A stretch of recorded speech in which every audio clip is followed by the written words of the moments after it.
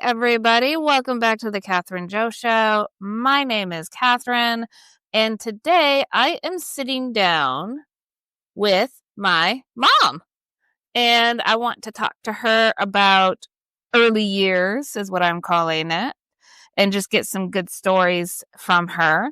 But let me introduce her to you. Her name is Marian Bacik. She's a mother of 10, grandmother of 12, great-grandmother of 8, and that's not counting all the in-laws. She and my dad have been married for 59 years. It'll be 60 years next year in 2026. She holds a bachelor's degree in speech and language pathology from Western Michigan University. She writes poetry, and she's highly educated in Catholic theology through Father Hardin. Now, does the woman have a much longer resume than that? Yes. These are just a few of the highlights. All right, Mom, welcome to the podcast. Hi, Kathy. It's nice to be here. And I'm just going to let everybody else know that really my family is the only people left for the most part that call me Kathy. I can count on one hand the people outside of my family that still call me Kathy. But that's okay, because you're Mom, and you gave me the name. Yep. So all You're is Kathy well. Joe. Yeah, unfortunately, I couldn't do the Kathy Joe Show. I don't know, but I like the Catherine Joe Show. That works. Yeah, that works. That works. Yeah. So basically what I wanted to talk to you about, because I mean, there's so much that we could talk about, but I'm really interested in a little bit of history. I know what went on in the family. I'm in the younger 5 of the 10. But I like to hear about when you guys were first married, before you had kids, and then the older 5. So I've got a series of questions that, ladies and gentlemen, she has not heard yet. So hopefully they will push a few good stories. Okay. Because we are all about the stories and things that impacted people's lives. And I'm pretty sure that marrying Dad and having 10 kids impacted your life pretty significantly. Mm-hmm. Just a little. It defined it. It defined it. There you go. That's a good way. So the first question I have is, how did you and Dad meet? Tell us that story. At college. At which college? At Western Michigan. He'd worked for a year for his dad and some stuff, and I went to Western. I went to St. A's in Kalamazoo, so most of us just went over and went to Western. And there's a Catholic student parish there. It was between Newman Club, it was for Catholic kids, and they would have meetings for the kids with the parish. And he was at one of the meetings, and he sat a couple rows in front of me when Father was talking to us. And the first night, he was a big kid. Big as in chunky or big as in tall? Big as in tall. Okay. And with a big head, blonde hair, and these big ears that stuck straight out the side. That's the first thing I noticed.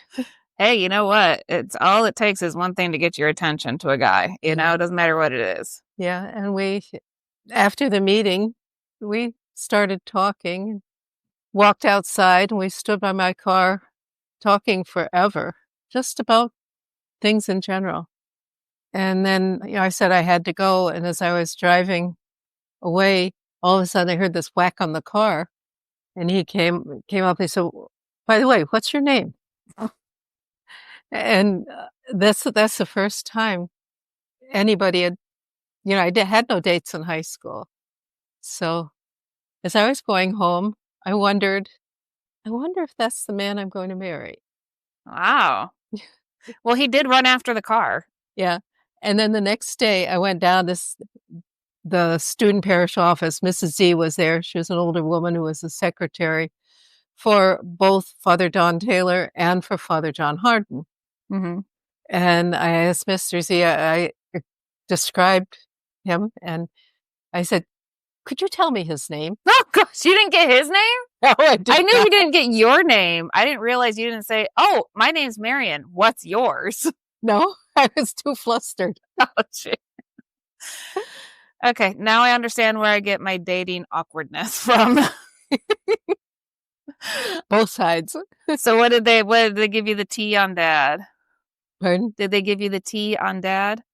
What's the tea? Spill. Okay, that's. I'm using modern day language of what kids use now. Spilling the tea gives you all the information, tells you about. No, she just gave me his name. That's it. And I waited, I kept looking to see if he'd ever come back. Oh, gosh. And we dated. So he did come back. You did connect with him again. Yeah, we were both townies. Mm-hmm. And he drove from Otsego down to Kalamazoo every day, and I drove in from Ashtville. Yeah. And most of the time I parked at St. Tom's because it was right between the two campuses. Mm-hmm. North Campus was still under construction. Okay, so how'd you guys meet up again then? Was it at St. Tom's?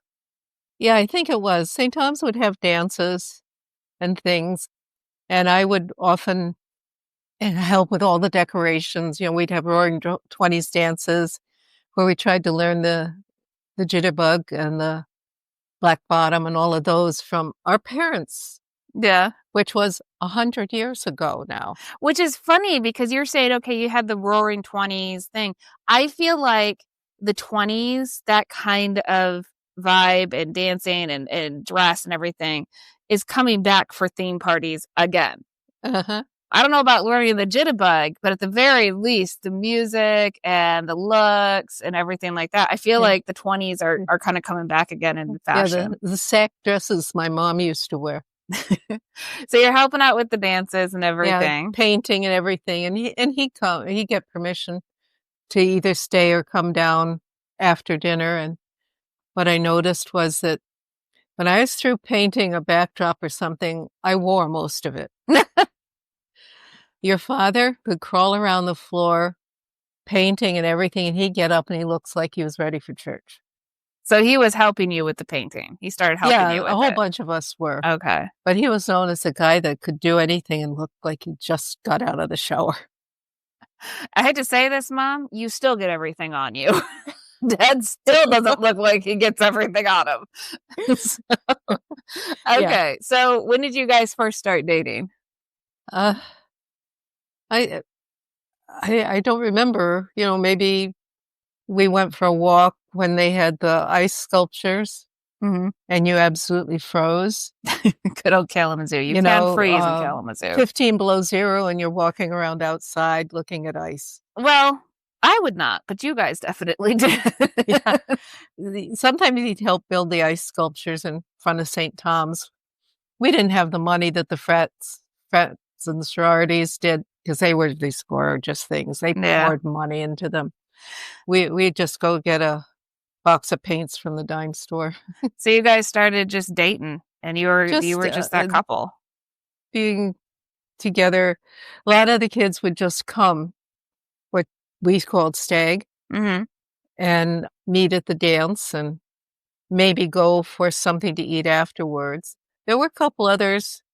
There's Barbara May. I met her there. Yeah. Who ended up being a lifelong friend, your maid of honor, and you're still in touch with her kids and grandkids today. Her kids still call me Mama now. And then there were some other guys that hung out in St. Tom's. These were guys that you would meet at daily mass, at evening vespers. Oh, wow. Good guys. John Elso, Dave Senecal were a couple of them that were always around. More often than your dad, because a lot of times your grandpa wouldn't let him come back down. It's not a hike, but it is a back and forth. It is to Otsego to Kalamazoo. Yeah. So when did you guys start seriously dating or get engaged? Oh, getting engaged.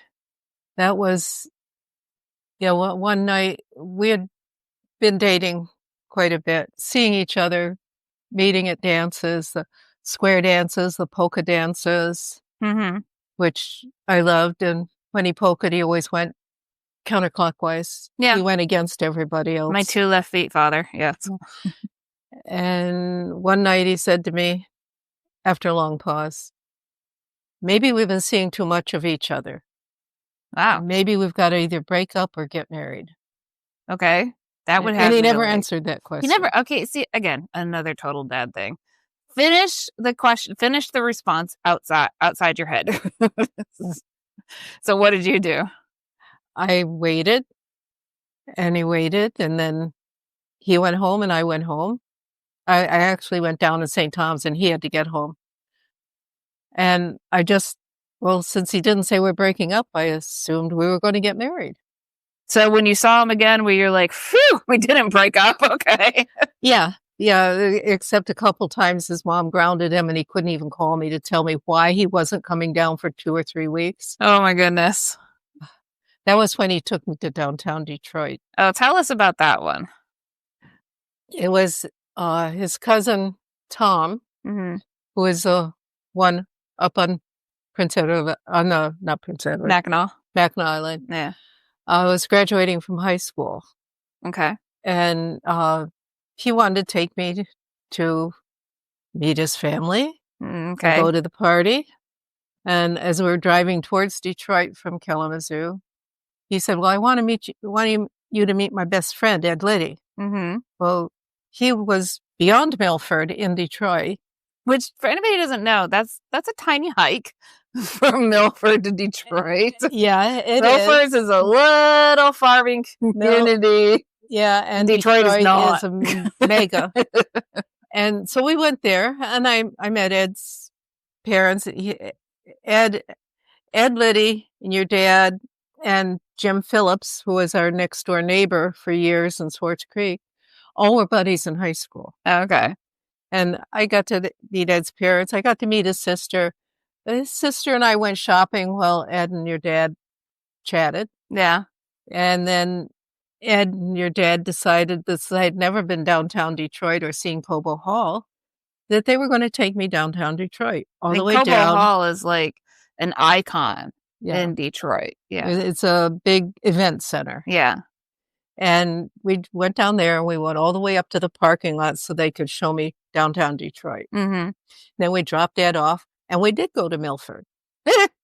But by the time we got to Aunt Dorothy and Uncle Cliff's house, yeah, Grandma Scheffler had gone home. Okay. That my great-grandma. Your great-grandma. Right. And, we stayed there for a while, and your dad said, you got to meet my grandma. So we'll go into her house, which was where Aunt Beanie and Uncle Wendell lived. Grandma lived with them. And we got there and got out, and as I'm walking up, this little old lady comes out, and you must be Marian. Oh, I've always wanted a granddaughter with red hair. From that moment, I was her granddaughter, no matter whether your dad ever spoke to me again in his life. I was Grandma Scheffler's granddaughter. She got her redhead. Yeah, because one of her daughters who had died had red hair. Oh, okay. And we were like this for the rest of her life. So tell me about the engagement. How did he propose? Well, from what I understand, he bought the ring through his dad's gamble store from a catalog. Okay. And when it came in, his mother showed it to every woman in the town of Otsego. Sounds like Grandma, yeah. Because they owned the hardware store there, and she knew everyone in town. Yes. Not a big town. Again, also, not a big town. No, it's not. Everybody knows your business.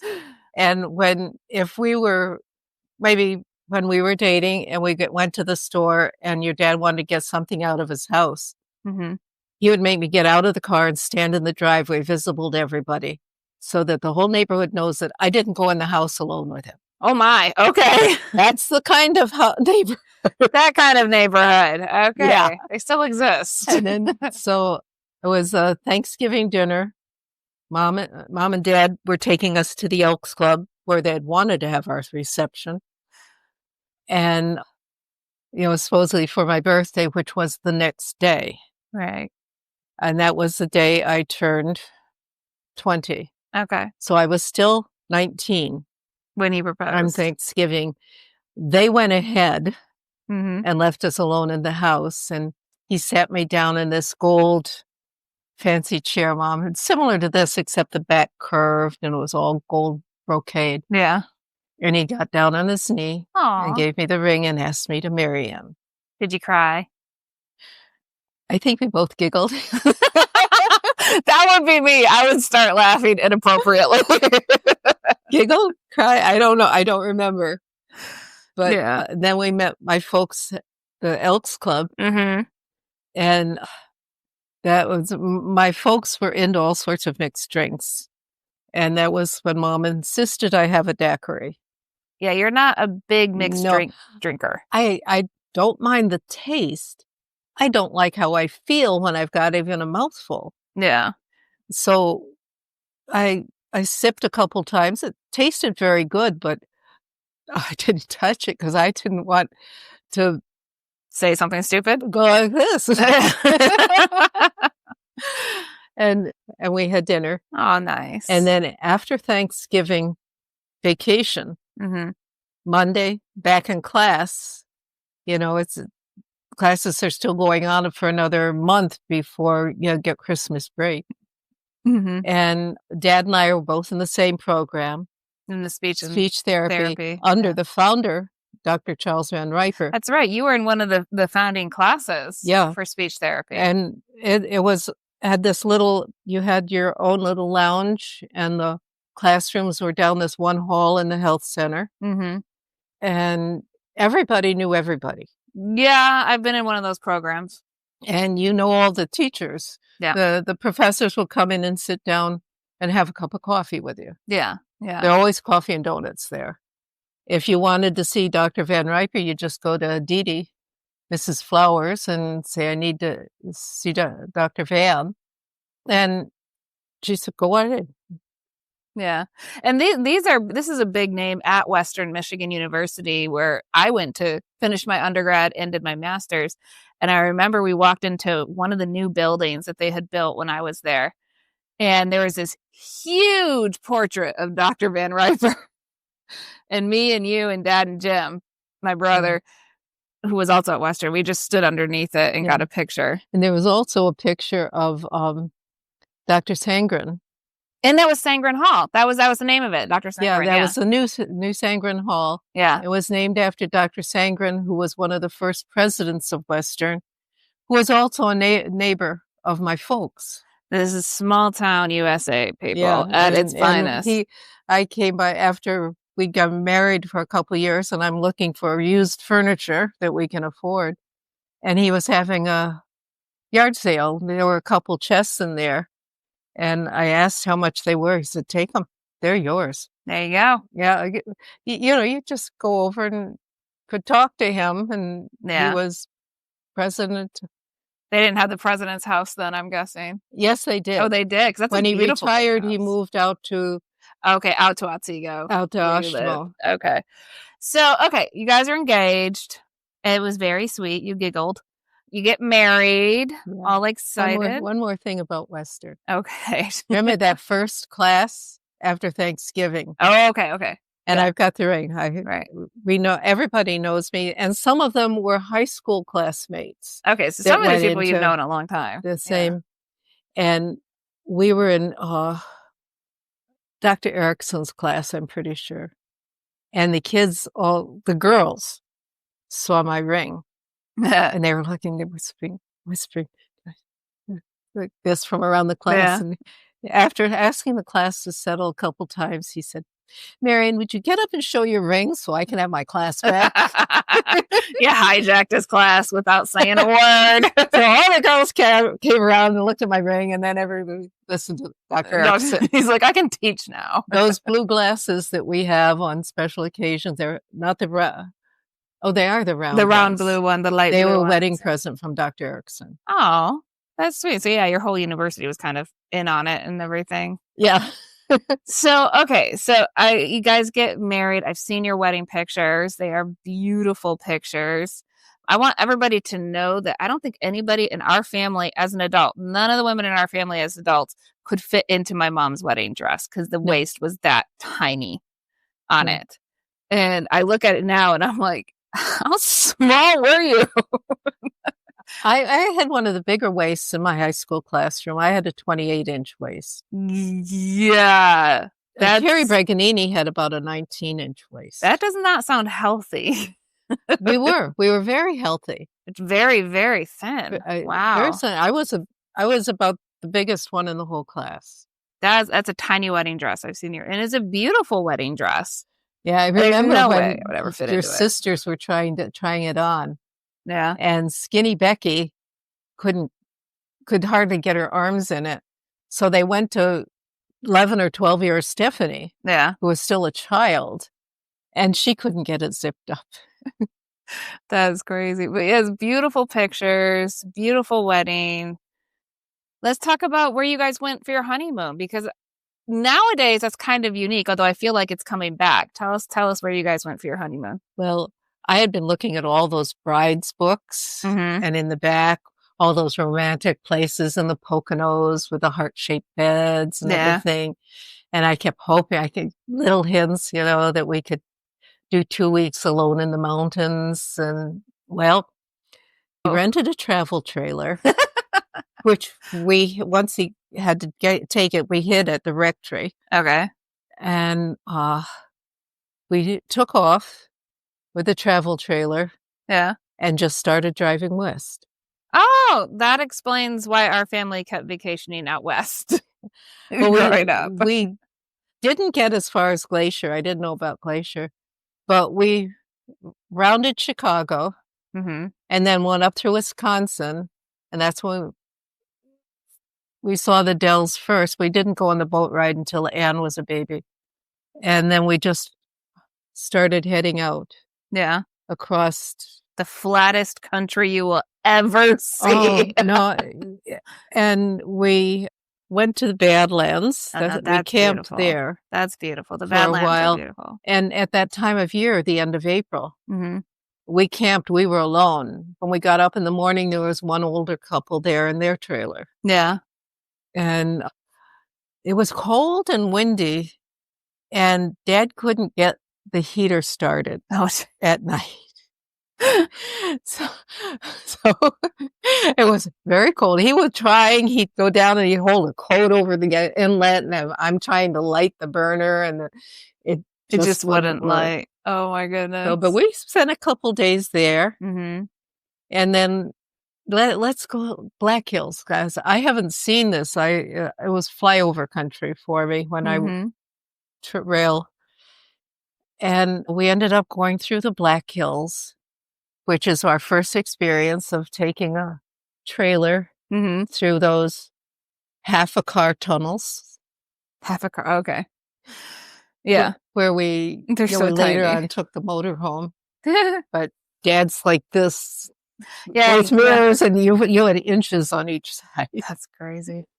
I went through the Black Hills. We went to Mount Rushmore when there was only a tiny little parking lot there. Yeah. Not this avenue of flags and this many colored things. And one couple was going and left. We had a place to ourselves. Can you imagine that? Us and the snowdrifts. Again, April out west. The building wasn't open, but we went on the patio and we could see Mount Rushmore, and we had a snowball fight. And where do we go after Mount Rushmore? We went down along the mountains.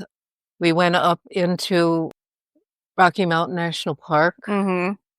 And we stayed at this rustic little motel. And then Sunday morning, we found this beautiful chapel. It's cobblestone floor. Beautiful. And wood logs. Yeah. Little church where we went to Mass. And when I took Andy and Jim to pick up Peter in Wyoming, I took them through Rocky Mountain, a little bit into it and that. And we stayed at the same hotel. Aw, that's so cute.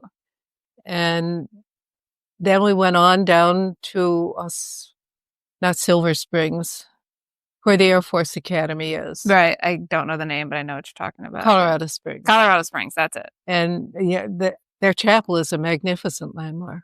Oh, okay. I didn't know that. And we found a trail ride. And so we rode horses through the Garden of the Gods, because we'd done some horseback riding when we were dating. Yeah. I had a place that goes, if you muck out the stalls and curry the horse, you get to ride him free. Nice. Yeah, good deal. That works. So it sounds like it sounds like a very beautiful honeymoon. Not the Poconos, but it sounds very beautiful and No, cool.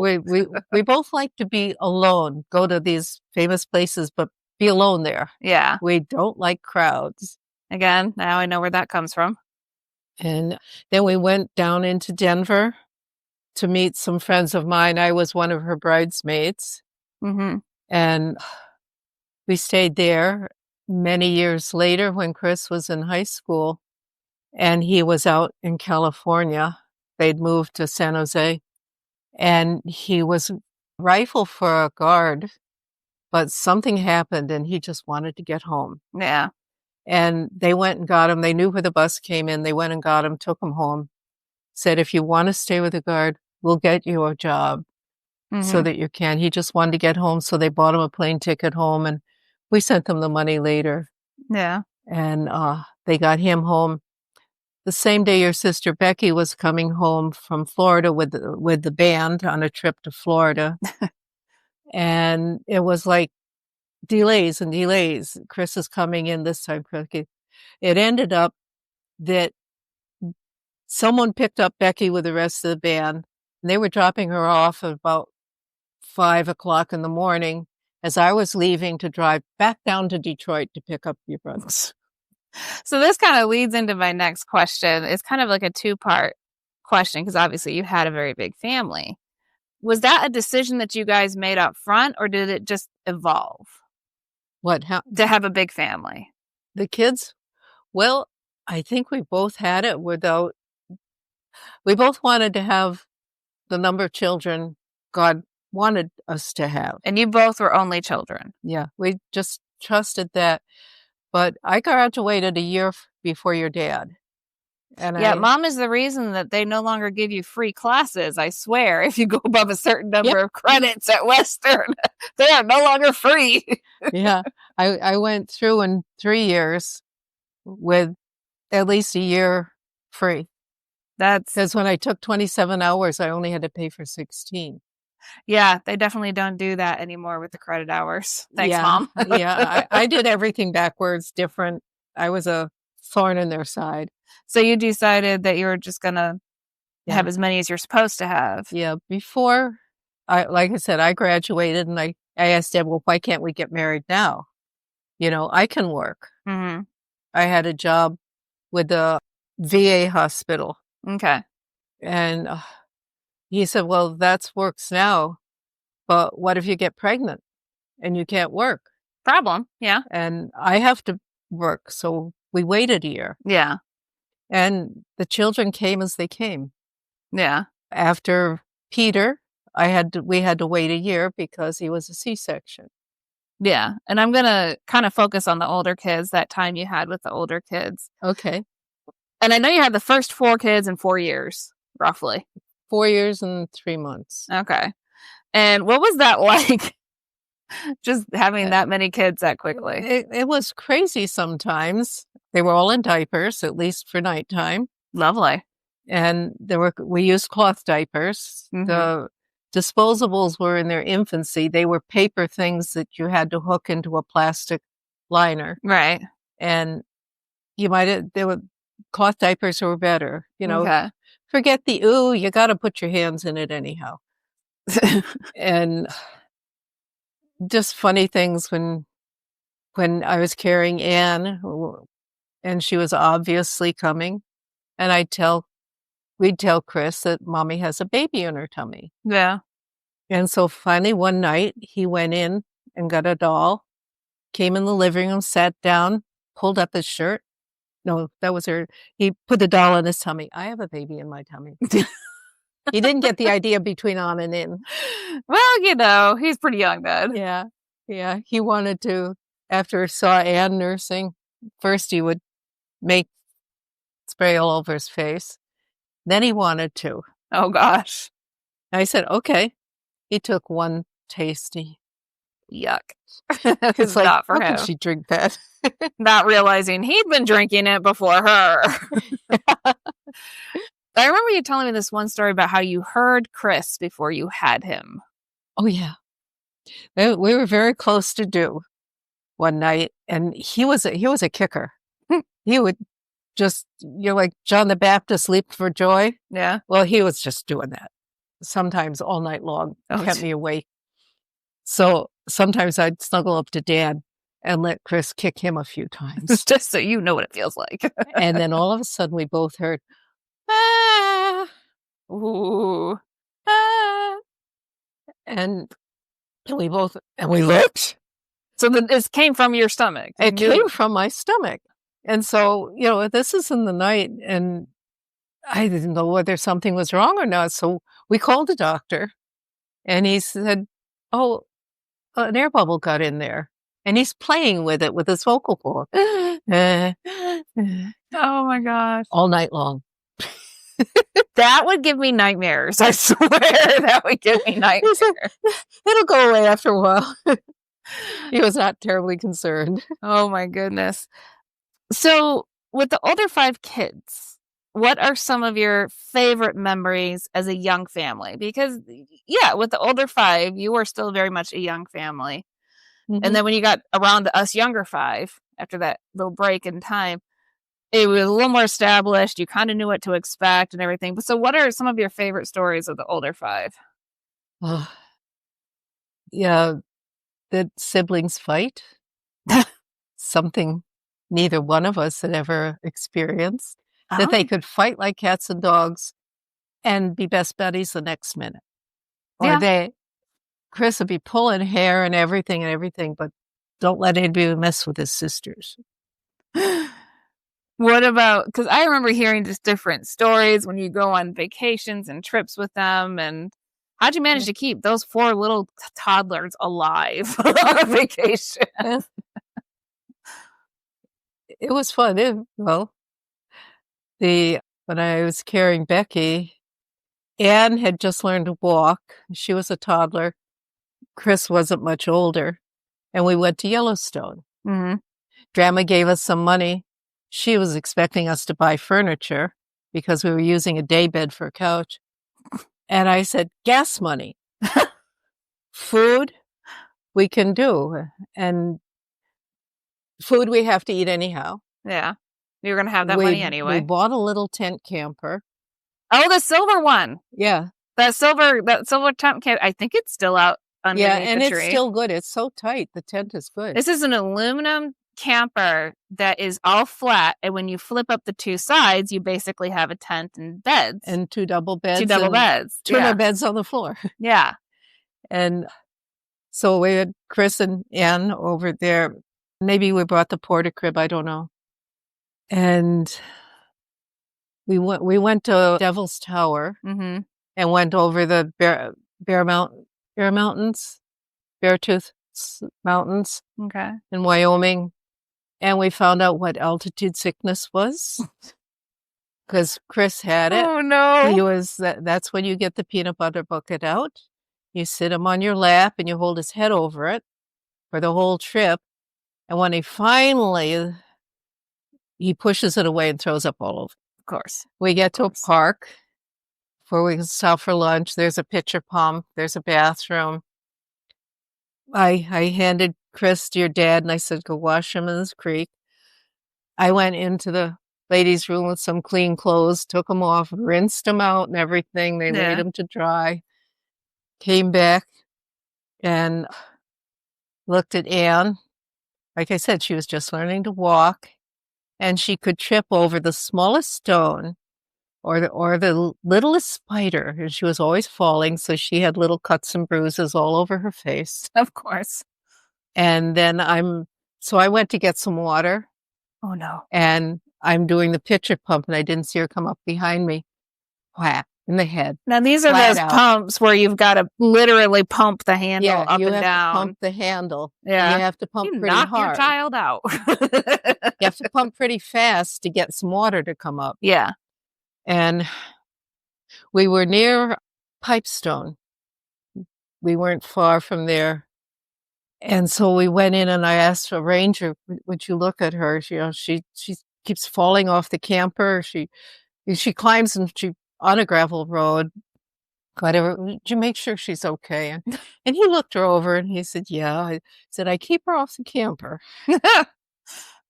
And that's when we first walked through Pipestone and the narrow roads. Got to Yellowstone, and we're camping, and Chris is introduced to a bear-proof garbage can for the first time. Well, he's insistent it's a bubblegum machine. So he's always trying to move things and everything, trying some way to get the bubblegums out. Oh, gosh. I'm trying to imagine how he got a bear-safe garbage can and a bubblegum machine. I just decided he wanted bubblegum or something. That's a mystery that only your brother knows. And like I said, this was in like August, and I was doing 2 months with Becky. It turned out to be over 9 pounds. And I was having trouble breathing. I was getting very tired. And so again, we went to the ranger station. His first question is, where do you come from? Michigan, Flatlander. Stay quiet, get out of the altitude. That's when we realized Yellowstone, though it doesn't have the majestic mountains of Glacier, is actually much higher in altitude. The valleys are higher than the peaks in Glacier. Oh, wow. So they look like lower mountains, but you are pretty high up. You're pretty high up, yeah. Yeah. So you talked a lot about Chris and Anne. What about Becky, Mary, and Stephanie? What would you say about those three? It's some favorite memories of when they were little. Becky the bookworm, the child who, as 2 speech therapists, we were both becoming concerned that she had delayed speech. She hadn't made a sound by the time she was 3 years old. She not one word, no babbling, no mama, nothing. Okay. Never played with her sounds until one day she came into the kitchen in the morning and said, "Mother, may I please have a cookie?" Oh, for saying that, you get the whole cookie jar. Here, take it. Speak, child, speak. And she was our reader. Yeah. Or at least in our family, she was the reader. She was always with a flashlight under the blankets, in a closet with a flashlight, everywhere. Always reading a book. I feel like as an adult, Stephanie has taken over that role. Yeah, Stephanie's our bibliophile. And so is Cody. Yeah, her son. He's got his own library. Her son, yeah. So, yeah. I mean, the 5 children, 4 girls and 1 boy. What was that like? Well, I've been told that he's the only husband that can go to the store for his wife for personal stuff and doesn't mind it.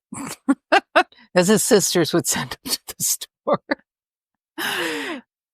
They could push his buttons, and our house in Flint shows the marks. Yeah. They were teasing him, and Becky, especially Becky and Mary, would tease him and then run upstairs and close her bedroom door. Well, one day he was so mad he put his fist halfway through the door. Lovely.